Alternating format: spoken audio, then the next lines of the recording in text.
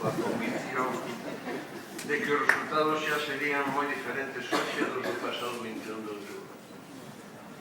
Mas non se alarmen as súas señorías, esta é unha brincadeira non propia de min e deste acto, pero si máis propia dun ollo de vidro, que como todos vostedes saben é unha obra satírica, unha alegoría satírica de Alfonso Daniel Rodríguez Castelao, que cando menos a algúns de nós e algunhas de nós sempre está na nosa memoria presidindo toda a nosa conducta cívica e política ao longo da nosa existencia. Gostaría que fose así para todas e todos os membros desta Cámara, tendo en conta que incluso existe unha institución creada pola Xunta de medallas que levan o seu nome e que en algunha ocasión lamentablemente teñen sido as persoas que o difamaran durante a Guerra Civil, como foi o caso de More Mariño, que denunciaba ante os americanos cando tivo que marchar o exilio e valles rojos separatistas, pero que non unha medalla Castelao. E ben sei tamén que esta prerrogativa de disolución da Cámara está atribuída á presidencia executiva da lei da Xunta, do seu presidente Pedro do artigo 24. Mas ese ou esa presidenta ou presidente ten que ser investido por esta Cámara e ainda non foi. Entrementras, coido que unha vez rematada esta sesión, esta Cámara será o único poder plenamente constituído. Entrementras estaremos na situación que no dereito canónico público, se non me lembro mal nos meus estudos de Dereito, con don Paulino Pérez Casado, se rotulaba como aquilo de vacante apostólica en selis, e, por lo tanto, todos os poderes que ten esta Cámara podería disolver. Podemos abrir un debate sobre esa cuestión, se a Cámara a partir de mañá podría disolverse, autodisolverse, convocar eleccións. Hai un tema interesante para os especialistas en Dereito Constitucional e en Teoría do Estado, aínda dentro do deseño constitucional existente. Pero tampouco tomen como unha provocación, non pretendo que o señor Núñez se frustre nos vindeiros días e non poda lograr renovar a súa presidencia do goberno, aquilo que eu malsanamente tamén chamara a Brigada de Demolición de Limpeza Étnica e Ecocidio, pero que retiro inmediatamente por non ofender. Esta brincadeira, señorías e señores ciudadanos que están no público, non crean que é simplemente tal, sérveme para afirmar algo moito máis serio, en sede parlamentaria. Afirmar a miña convicción de que compre restablecermos o rol sobranceiro que corresponde á Cámara de Representantes que ostenta o poder legislativo sobre o goberno ao que a Cámara inviste a través do presidente e confíe o poder executivo.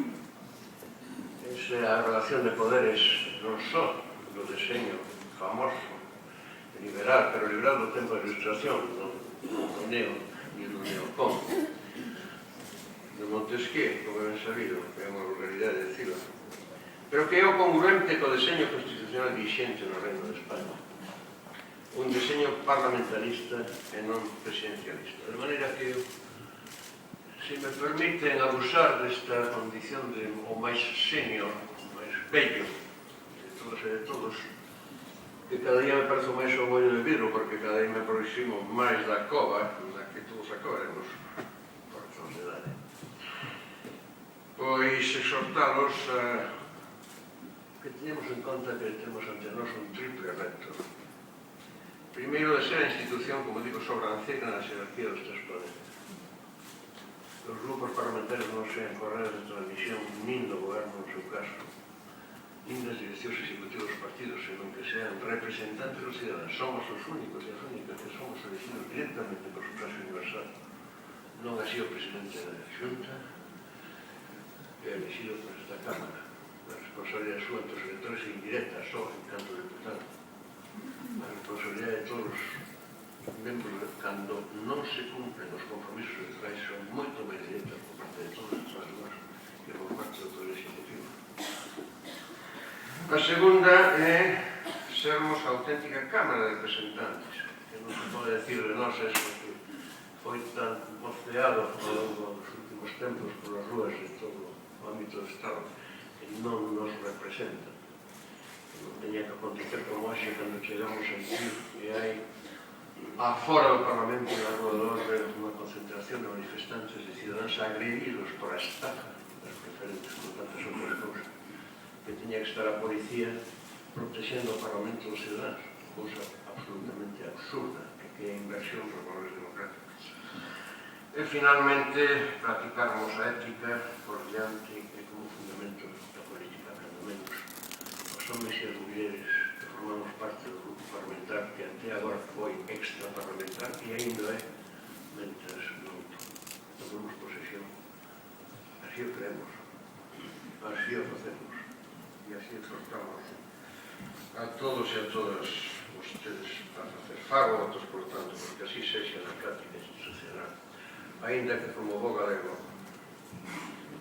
son moi escéptico a vista sobre todo os prolegómenos desta posta en marcha da legislatura, de que efectivamente sexa así, se mire por todos nós.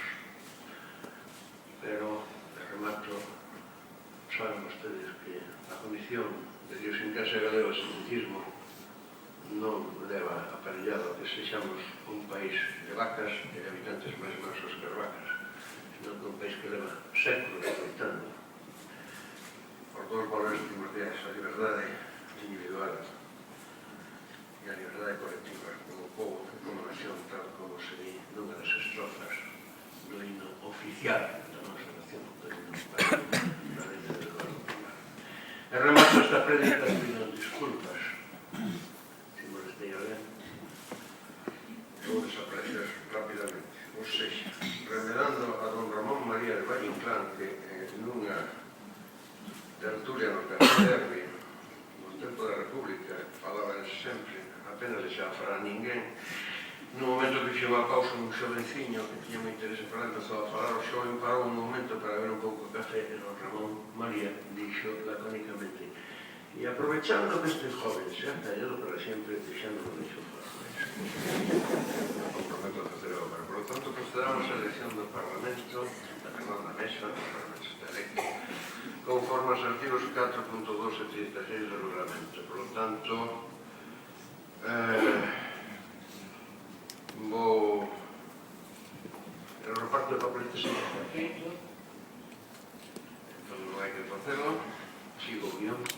E me trabuco será o guión, porque está trabucado, porque eu non me trabuco tanto como para non seguir o guión.